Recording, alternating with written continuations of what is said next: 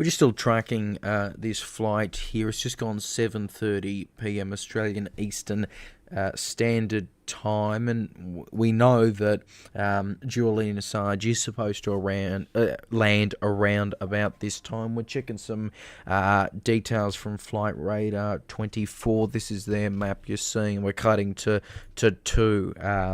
This is another. You can't see his flight. It's there. I'm not 100% sure why it's not being brought up on this map, but it's definitely there. It's in the air, guys. Don't worry.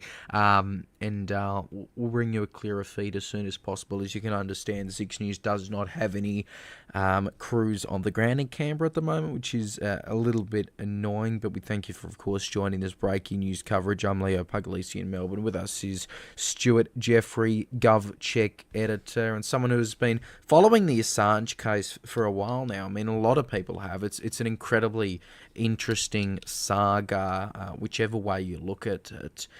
Stuart, it's good to have you here. How significant is this? And I guess, at least for me, actually, it looks like we've lost Stuart at the moment, but I believe he can be heard. He can be heard elsewhere. So we'll deal with that. Believe we are coming out on air though, so I'm not exactly sure what's wrong at Stuart's end. We'll work to resolve that. But you are looking at that live flight radar 24 feed as we expect Julian Assange to touch down shortly. He is, of course, flying after pleading guilty to that US espionage charge via the Northern Mariana Islands, and he's now landing back in Canberra. So let's just wait a moment, work what we're doing with Stuart, but keep with us as we continue this breaking news coverage.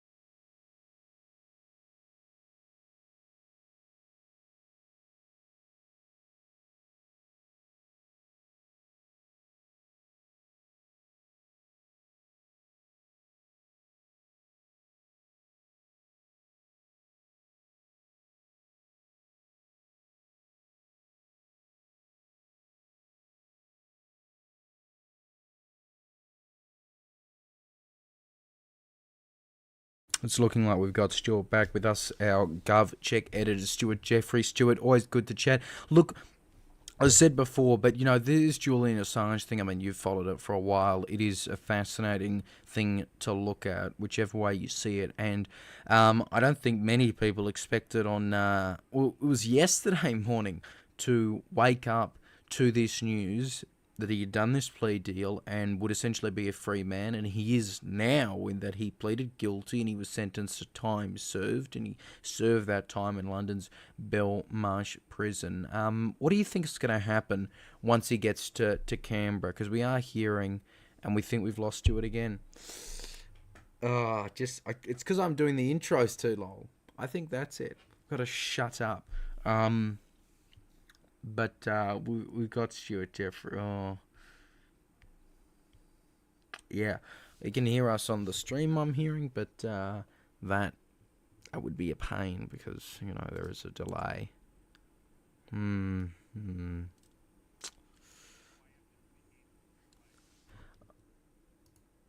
right, we think we've got Stuart now. Stuart, what do you make of the Assange case? Let's just get to that.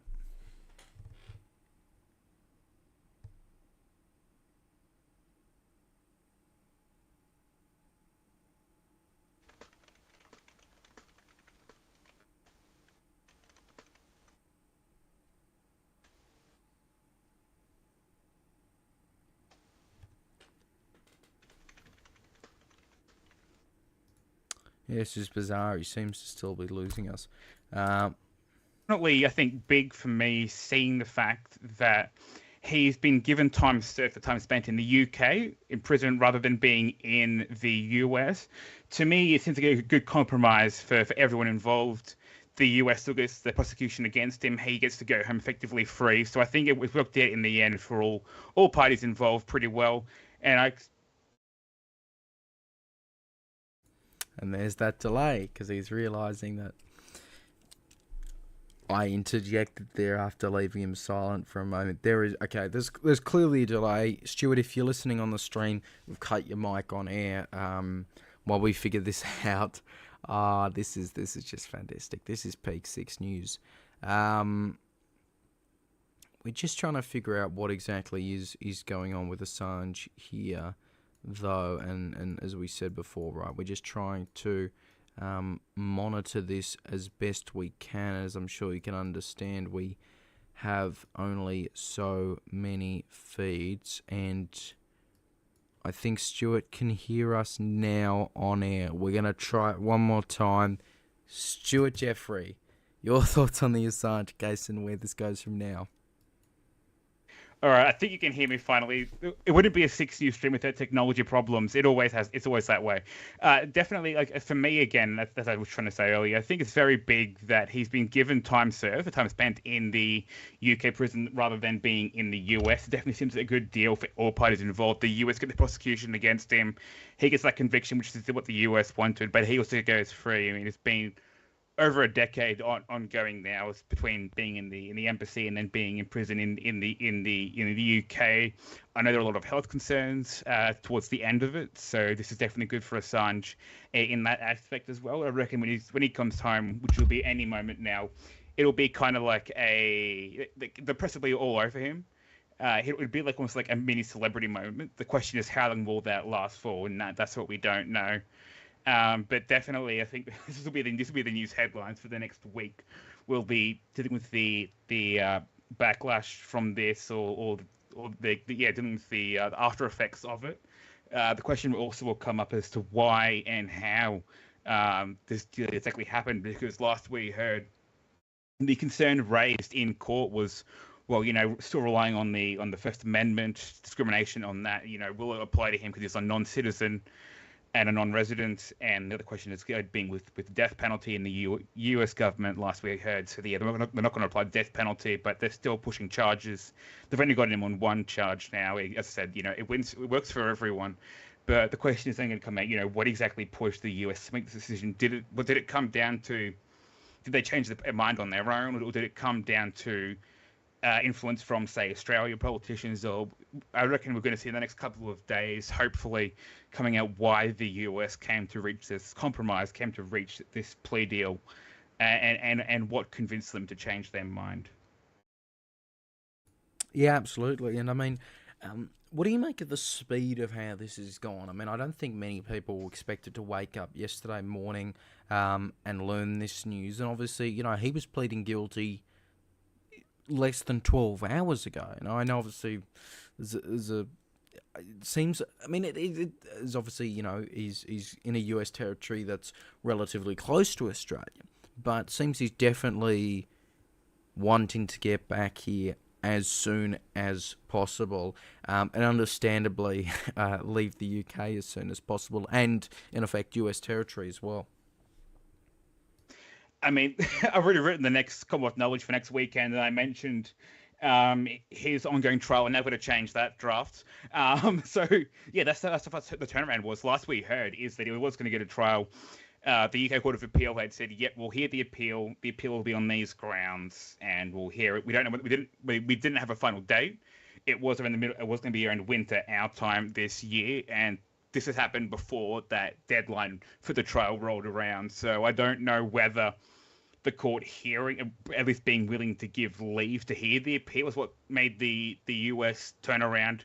Again, it's going to come down to what exactly motivated the US to do this, and what motivated Assange to accept it as well. I know when he did his plea deal, he still says he believes that the First Amendment applies to what he did. It seems like it was more of a just, again, health concerns, being tired of dealing with for more than a decade again. since he went into the Ecuadorian embassy. So I feel like that's a lot of it. He's knowing he's not going to get the death penalty. And in fact, he's getting out on time served, and as I mentioned earlier, that's rare. We see time served in another country being accepted as a punishment. That's very rare indeed. And so,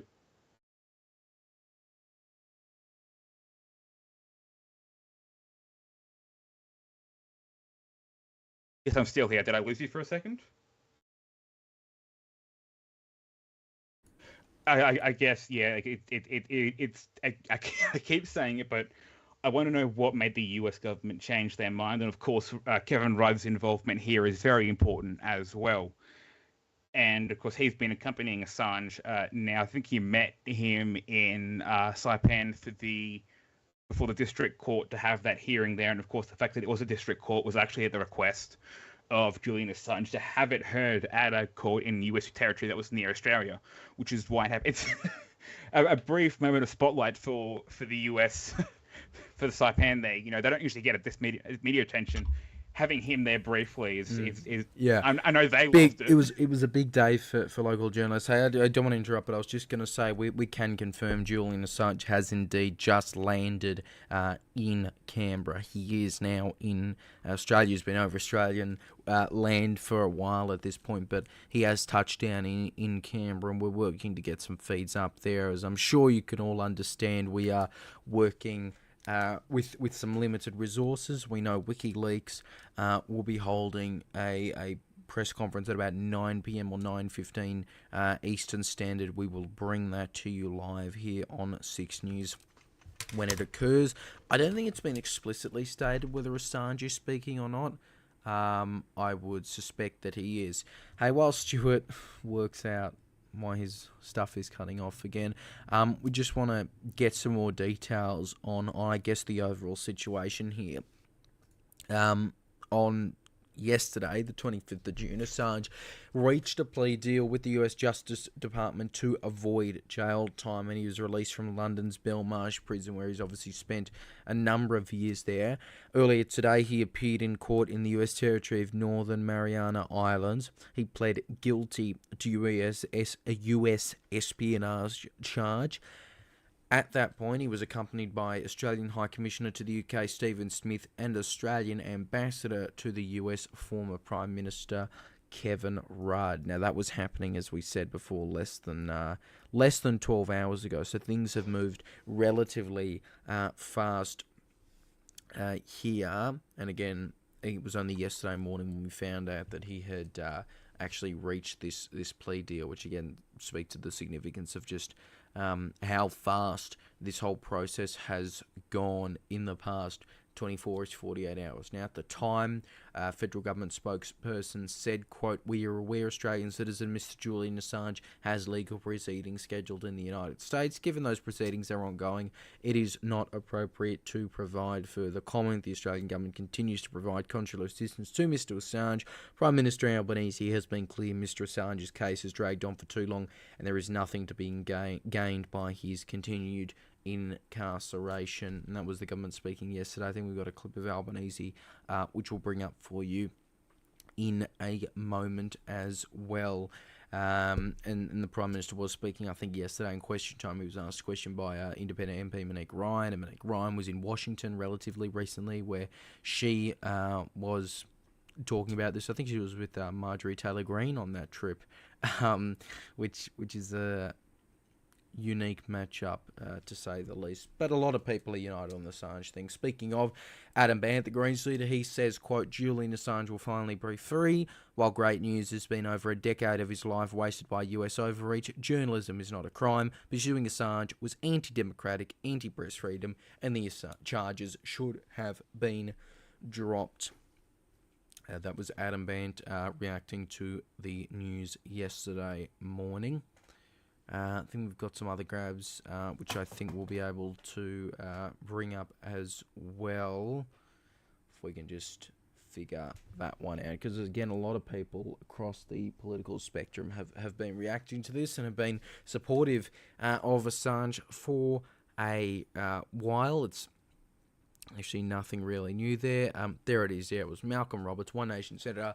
He said, quote, "It is beyond time. Let's get Julian Assange back home. The torture has gone on for far too long." And so, yeah, that was Malcolm Roberts speaking yesterday, and again, really speaks to the amount of bipartisanship and unique... sorry, not unique, but shared views, I should say, regarding Assange. And again, a lot of a unified reaction, which we received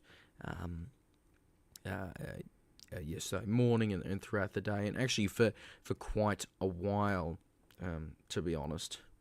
So yeah, the Prime Minister, of course, he has said, quote, that this has gone on far too long, and he's been speaking about this for a while. Obviously, a lot of this power has gone to the US, and I believe Donald Trump said he was looking at potentially pardoning Julian Assange if elected in November, and then of course he'll be inaugurated in January. But you know, the debate's on Friday, and I want to get all my US politics talking in this early in the week.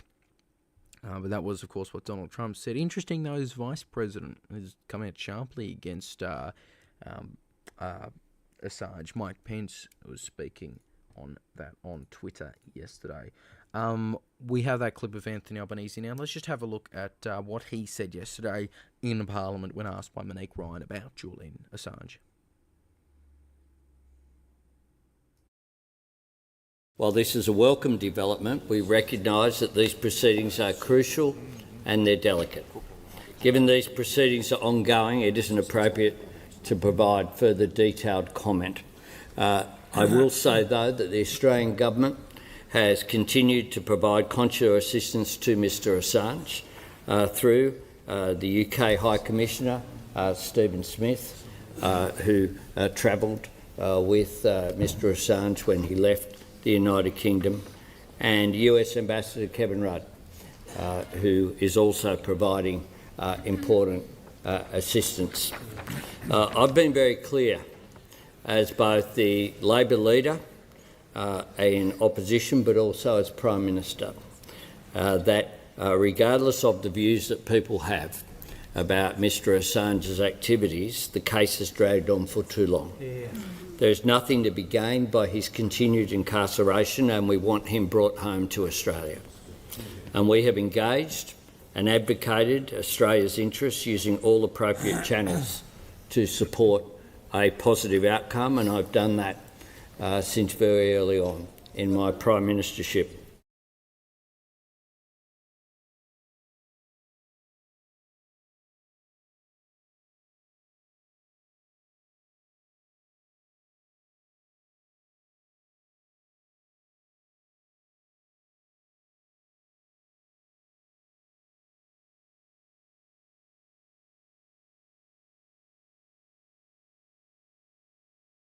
So again, Julian Assange has actually landed in Canberra now.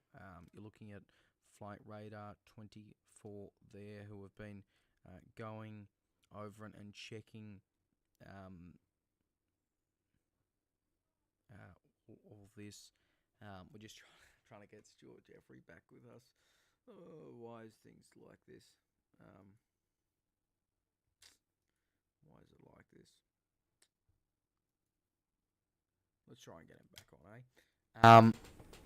We'll see what we can do there.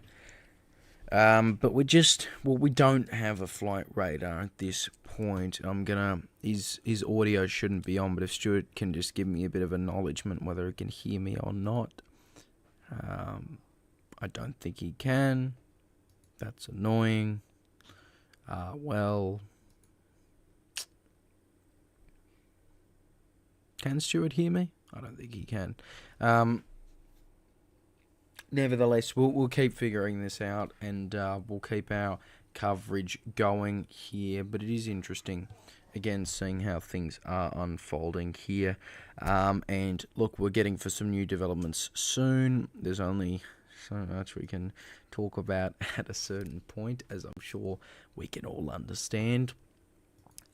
But this will be really interesting to see. And again, we know it was earlier today that Assange put in that guilty plea, the formal one, that is.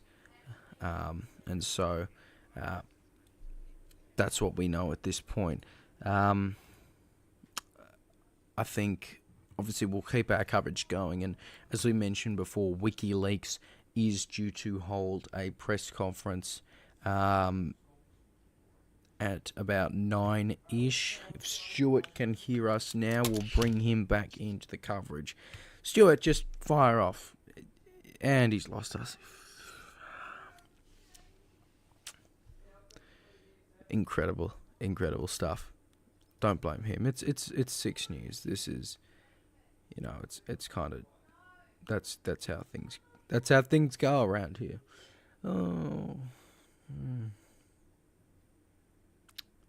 We'll keep figuring things out, I reckon, and we'll do our best to resolve all this. We'll let you know what we can do regarding some of these tech issues. But again, Stuart, who'll be joining us probably later, I think. Hey, we're going to continue our coverage here for the rest of the night. Stay with us. We expect Julian Assange might be speaking, but definitely WikiLeaks. They'll be holding a press conference in about an hour's time. We'll bring that to you live right here on 6 News, and we'll bring that to you in full when we can and as soon as we can, which is, well, it's undetermined at this point when we can bring that to you, but we'll do our very best.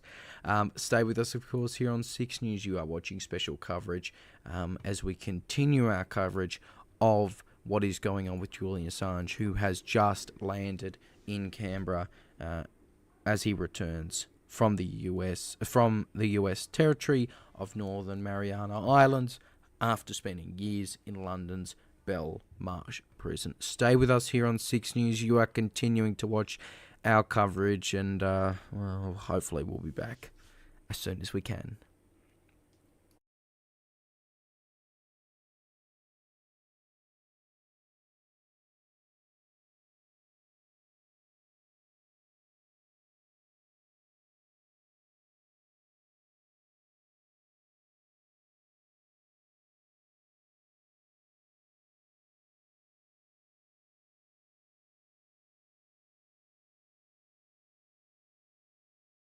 They turned it on and they won in style. So that's another big advertisement and a big tick for the Northern Bullets.